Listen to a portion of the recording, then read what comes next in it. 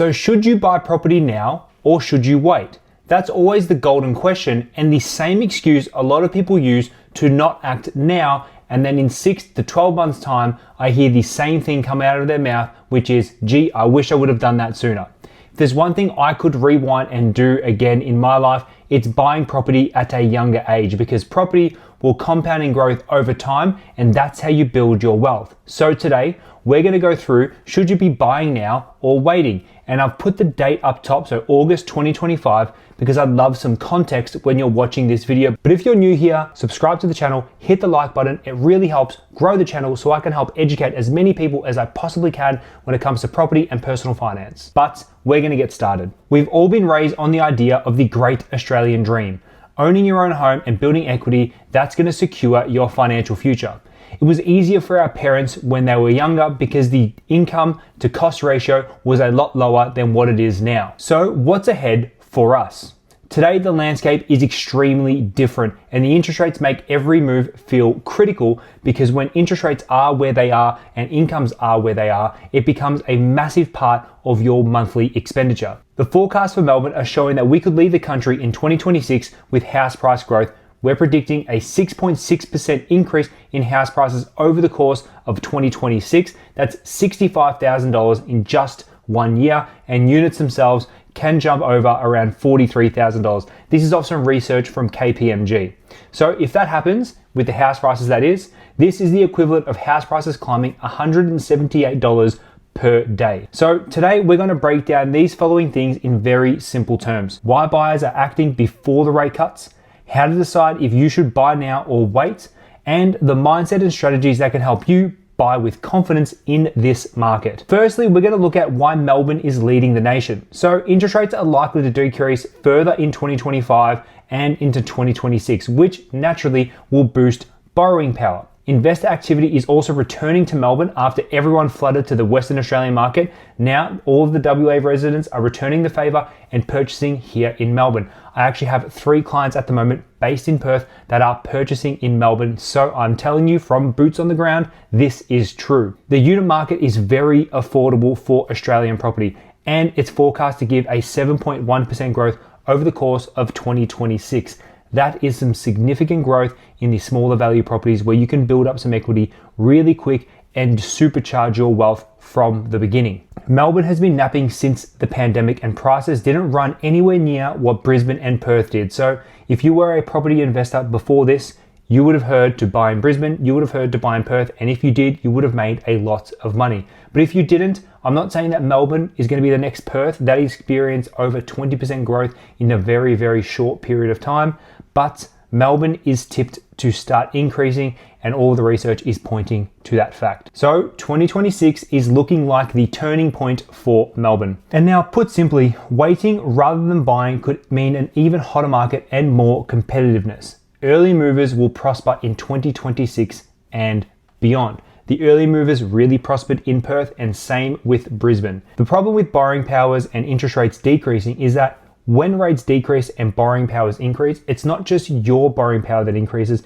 it's everyone's borrowing power that increases as well. But not only what comes with that, it comes with confidence. If the economy is loosening up and people are able to borrow money a little bit more easily and borrow a little bit more, people are going to be more inclined to purchase at a higher bracket because the confidence is up. So as Australians, we all follow each other, and if you are one of the first movers in this sort of market, you could set yourself up for a pretty good future. Now we want to talk about the interest rate effect, and I just touched on it briefly then.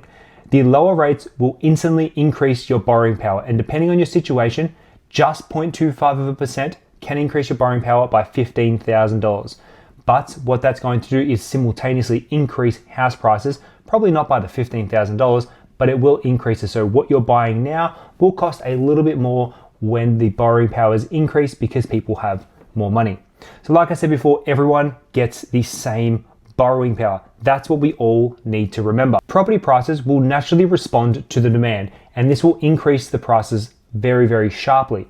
With Melbourne experiencing all of the interstate investment that has gone around the country in the past 3 to 5 years, as well as our own homegrown demand, it's a double whammy effect on this market. While rates affect your repayments, property prices are what you are going to be stuck with in the long term. And a slightly higher rate now could still mean a cheaper overall cost to a property because they are yet to respond dramatically. The next section I want to talk about is the cost of waiting. And this is where we're going to break down a little bit of the numbers as well. So with the growth expected, you probably won't be able to outsave the market.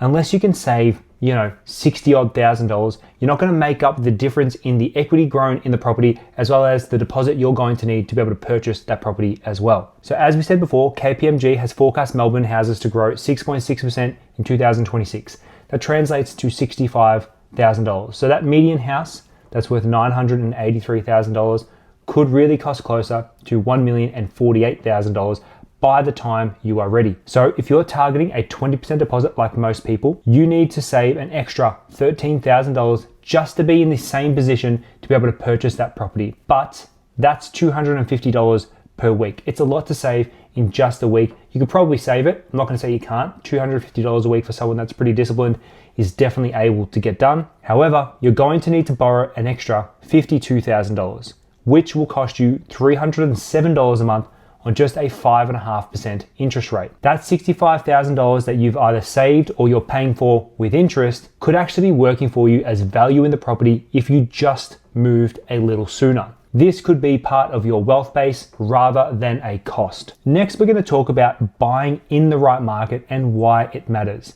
It's as much about when you buy, which is all we've been speaking about, as it is where you buy. Growth is never even across the entire country. It's just not how that happens. As we mapped out earlier, Perth is slowing and they're forecasted to grow only around 1.6%. So as a nation, it's not quite linear. Melbourne as a whole is thought to increase around 6.6%, but there will be suburbs and there will be micro pockets that will smash the 6.6%, and there's going to be others that barely move. So do your research. Buying a home, whether it's your first home or first investment or next home, the research you do into the property is just as important as anything else. This decision is inherently very emotional, and if you don't get a handle on the emotions up front, you won't make any financial sense of your decision, and chances are you will make a poor financial decision because you are dictated by emotion. So now we've got to think, what are you looking for to purchase a property in a good area? So areas with strong infrastructure investment. Think train lines, upgraded roads, new schools, hospitals, and shopping precincts. Infrastructure will attract people because people want somewhere desirable to live where they can live their lives comfortably. The population growth will follow the infrastructure investment. So the growing population, that is going to push prices up as well. So these little pockets that are experiencing all of this investment will actually raise in value that little bit quicker as well. Now, next is going to be employment hubs and transport. If you can live close to where you work or have very good transport, demand is going to stay high because it's desirable, it is livable. Also, your lifestyle and amenities is the next big one as well. People will pay more to be in better suburbs that are closer to beaches, closer to parks, closer to nice cafes, and even the entertainment precincts as well. This is why rent vesting has become such a popular movement at the moment. This is where someone will go ahead and rent in a location they can afford to rent in, but invest in a property they can afford to invest in. Because when we have these really desirable suburbs, generally our budgets, especially for our first homes, don't quite match up to where we want to be living. You will need to make a little bit of sacrifice in a property that is a little bit further out from where you want to be, but you need to just make sure it's accessible.